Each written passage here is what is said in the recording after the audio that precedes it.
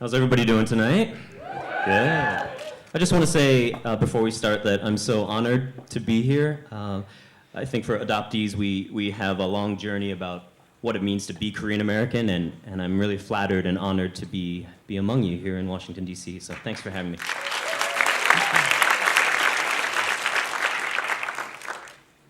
This affinity for isolation resides deep in the Midwestern psyche and goes by many names. Wisdom of the plains, they call it. Keep to yourself. Take care of your own. If you should stumble, pick yourself up and get on with it already.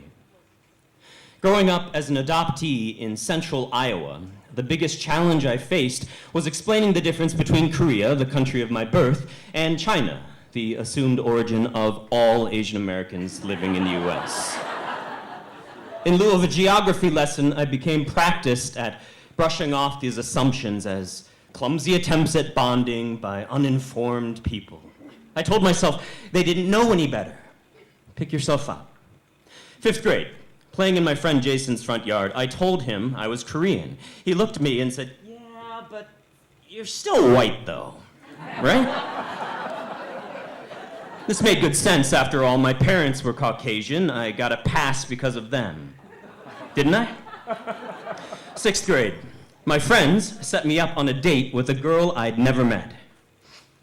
Red-cheeked and exhilarated at first, I was surprised to find that the girl my friends had set me up with was Fonda Win. We'd been deemed compatible based on the fact that we were both Chinese. We'd never spoken a word to one another before. Take care of your own. Oh, the afternoon, a police officer confronted me outside of my middle school and demanded to know where I'd gotten my bike. 1 foot on the front pedal, I squinted up at the tall, uniformed white man restraining my handlebars. I finally convinced him it was mine, and he had no choice but to let me go. No matter my feelings to the contrary, if a white person had asked my quiet, obedient, younger self, "Are you one of us?" my answer would have been yes, as long as you will have me.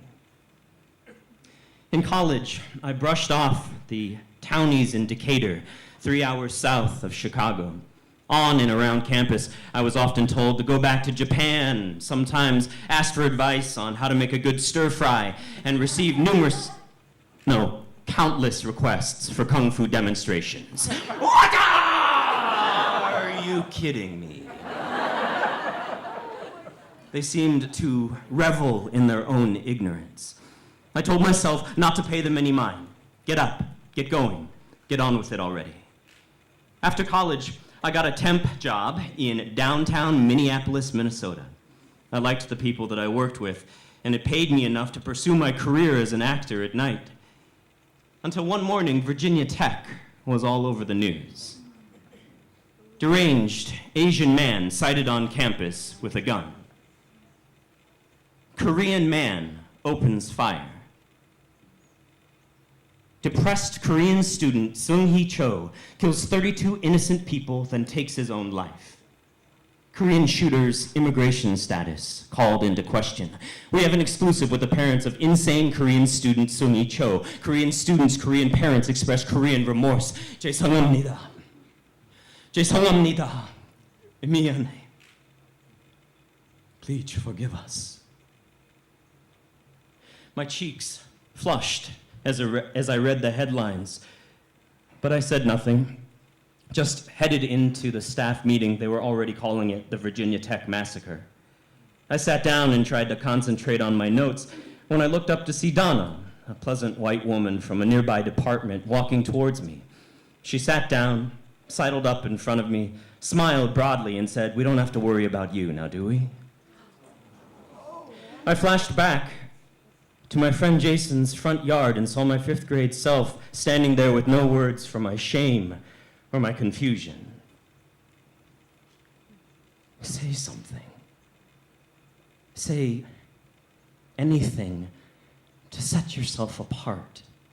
If you should stumble, tell the truth. That is not who you were. This is not who you are. Make them see the difference. Make them see their own ignorance.